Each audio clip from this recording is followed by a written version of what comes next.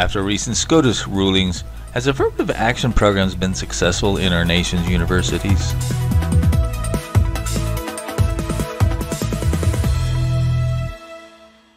Hello, this is Chart GPT today.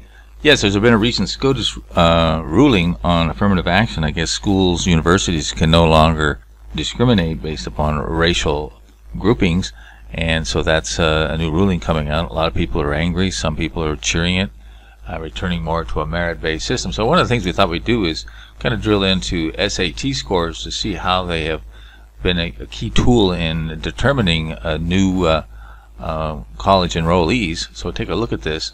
We're looking at the racial makeup. You can see that there has been quite a variance between the different racial makeups here. You can see there on the chart. Average is around 1,000, but the obviously the Asians are the highest, white, then Hispanic and black, and you can see that, you know, even though that there's a variance there, but they haven't been that wide, to be honest with you.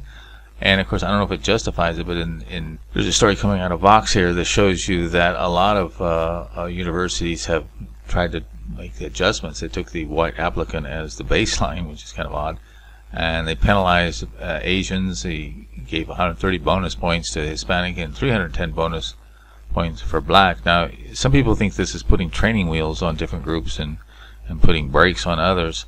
So we're looking at the overall SAT scores. They've been kind of flatlining here recently. They had come down, so that might be indication of something else going on in society. So how has affirmative action programs worked over the last 40 years? Has it really made a huge difference in terms of making the lot in life for different groups better or worse? We consulted the AI, and it pretty was non-committal. It didn't really know. It couldn't tell. It couldn't say that yes, it has definitely helped, or no, it has not. It basically was uncommittal. And if we see this in this chart here, we look at the median household income by race and ethnicity, and you can see pretty much it hasn't changed over the last, say, 20 years. So in terms of the results of getting the education or getting a leg up, you might say, it hasn't really made a significant change. So regardless of this ruling, probably it'll have zero effect in these numbers going forward. So a lot of people are fearing, oh my goodness, this is a bad thing. Some people think it'll help. The guess is it probably will have a very nil effect in terms of actual outcomes in later in life. What do you think? Go to our online poll here in the description box. You can read a little bit more of the dissertation from the AI, as well as take an online poll, and you can tell us whether or not you think it's going to be a bad thing, a good thing, or really have zero effect. Don't forget to subscribe.